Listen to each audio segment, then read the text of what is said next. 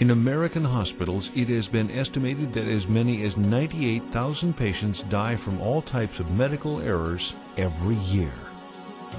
14,000 of these deaths are estimated to be from medication errors alone. This shocking conclusion of a landmark report by the National Academy of Sciences Institute of Medicine has led to a number of important changes in how medications are handled and administered in American healthcare. This program will introduce a number of these changes that are probably already established at your institution, as we all work to overcome this tremendous challenge. Every patient who enters a hospital deserves to receive the exact medication prescribed in the exact prescribed dosage. We all need to do everything we can to make sure this occurs.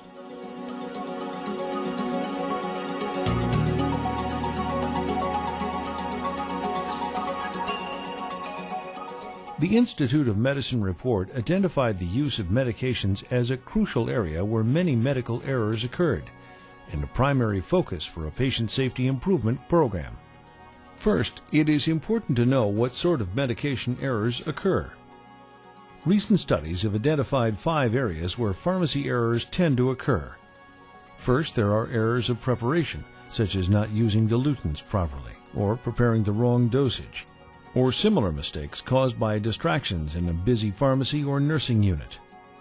Second, there are errors of dispensing and administration, which result from labeling problems, misinterpreting or misreading an order, even a lack of competency of the healthcare provider, or borrowing medications from another patient's supply, not checking the medication against the prescriber's order, and not identifying the patient properly before administering medication.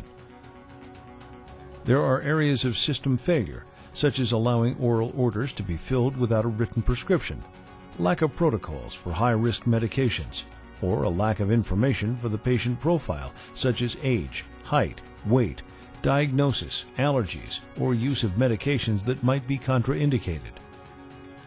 Then there are errors of supervision, such as lack of orientation, allowing unsupervised students to dispense or administer medications, or allowing floating staff to care for patients with unfamiliar treatments. And finally, there are miscellaneous errors, such as the lack of annual performance reviews, lack of supervision, or lack of a risk management approach. There are a number of suggestions from the Institute of Medicine report and from other sources for preventing these medication errors.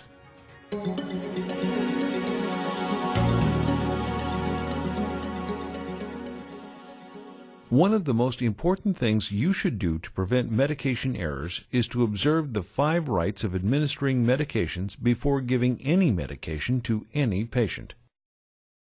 First is the right drug. Become familiar with all the medications you use, their trade and generic names, and what they are used for. An up-to-date medication handbook or other drug information source should be kept at the supply area on your unit, and you should consult the handbook if you have a question. If in doubt, call a pharmacist. Always check the label against the order form. Check it several times: when you first remove the package from the storage area or patient bin, when you compare it with the medication administration record, and just before you administer it to the patient. If you are using a unit dose, keep it wrapped until it reaches the patient so the label stays with the medication. The second right to integrate into your practice is the right dose. Carefully check the dose ordered. Beware of illegible handwriting or abbreviation that may not be clear. If there is any doubt, always check with the prescriber. Knowing the customary doses for a medication can help you discover any out-of-range dosages that may have been written in error. If the color or shape is different from previous dosage forms you're familiar with, check with the pharmacy. They may have simply switched brands or switched to a generic, but it may also be a mistake. The third right is the right patient. Always check the wristband and compare it to the medication order. Also, explain to the patient what they are taking and why. If they seem surprised or insist that it is not what they usually take, double-check the order with the prescriber. Do not use medical terms that may be difficult for the patient to understand. The fourth right is the right time. Many routine medications need to be given at set times to maintain the dosage level in the blood. Other medications need to be taken on an empty stomach or with food. If you are unsure, check with the medication's handbook or other drug information source used at your institution, or check with your supervisor. Demand the drug information references be up to date. The fifth right is the right route. If it is not specified, check with the prescriber. If the patient's condition changes, sometimes the route changes. If there is a change, there should be a new order, as the dose may differ for different routes of administration. There are many ways errors can creep into the process of dispensing and administering medications. We all have seen illegible prescriptions. Studies show that up to 15% of all medication errors are due to poor handwriting. Some hospitals have taken corrective action by requiring their prescribers to take a class in legible handwriting, or print all their prescriptions, or use electronic input.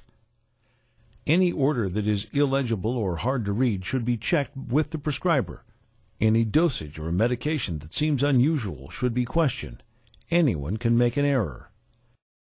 This is why many hospitals are using computerized prescriber order entry systems that verify the appropriateness and dose of the medication ordered. Nurses, too, can accidentally prepare or administer the wrong drug or the wrong dose, or administer medication by the wrong route to the wrong patient or at the wrong time. Always check the medication with the drug order and identify the patient using two forms of identification, such as a wristband and telephone number. If there is any question, contact the prescriber. A study by the Chicago Tribune of 3 million state and federal records reinforced the Institute of Medicine study and concluded that nurse errors alone have caused over 1,700 hospital deaths since 1995. The Tribune focused heavily on overworked staff and the use of part-time nurses and even unlicensed aides because of a general nurse shortage in the country. Although there is no perfect medication system, there are a number of best practices that have been identified. There are already promising results in two important areas that your facility may be implementing. Pilot projects on setting up hospital-wide computer ordering systems are already proving to reduce medication errors. The computer can offer the prescriber information on dosages and test for drug-drug interactions, as well as allergy screens at the time a prescription or order is generated. A computer system generally delivers the order directly to the pharmacy and the nursing staff at the same time, cutting down on the possibility of communication errors by providing legible and complete prescriptions, minimizing transcribing and reducing turnaround times. The computer can also reference the order directly against a computerized patient profile to flag any allergies or unusual dosages that might be simple input errors. In a pilot study in one hospital in Utah, a computerized system was able to reduce serious medication errors by 2/3 and prevented several instances of prescribing medications to patients who had known allergies. Another recommendation that can address the reduction of errors is to make pharmacists part of the on-site patient care team. Pharmacists can be present to make rounds with the prescribers and nurses in the morning when the orders are written to help with the latest information on medications, dosages, and side effects. Pharmacists can also work with nurses during medication administration to offer information and help intercept any errors of dosage and administration. The Patient Safety Committee in your institution may have already adopted some of these error prevention practices. Most institutions have based their safety improvement practices on the guidelines set forth by the Joint Commission. Their national patient safety goals are mandates that address many forms of medical errors, but several of the current safety goals directly address the prevention of medication errors.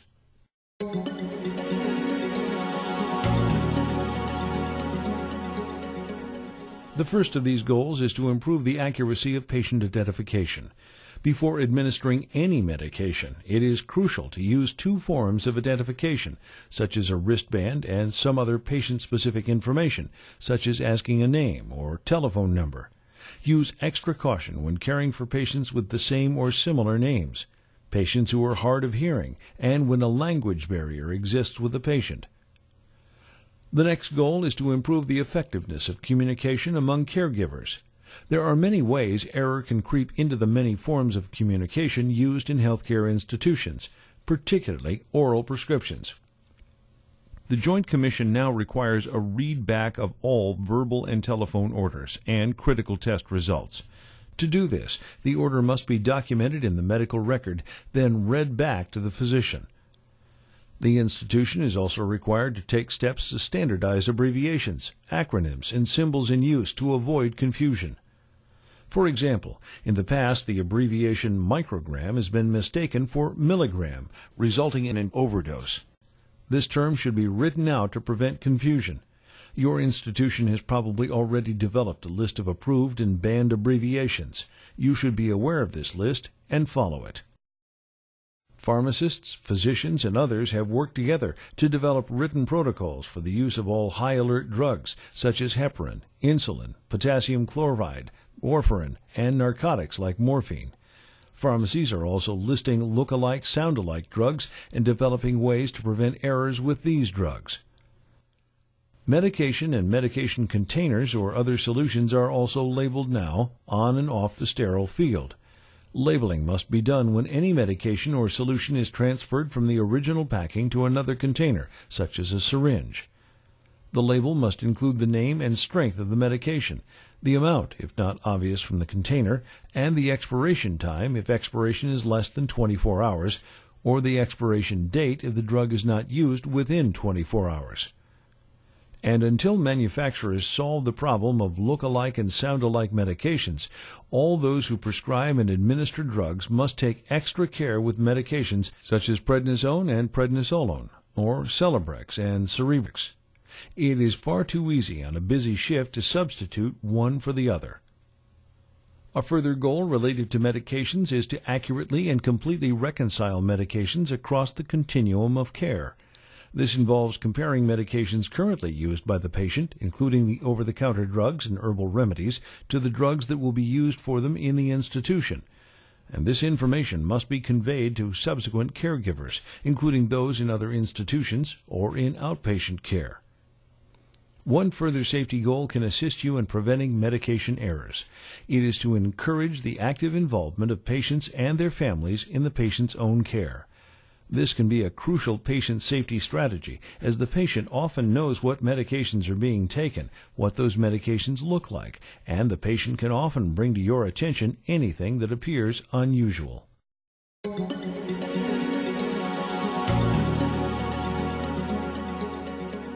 Finally, we will look at a few precautions you can integrate into your own nursing practice to help you protect your patients from the possibility of medication errors. No one is closer to the patients and spends more time with them than the nursing staff. The nurse is the critical link in the entire healthcare process. As a means of promoting better communication among caregivers about medications, keep your chart entries clear and legible.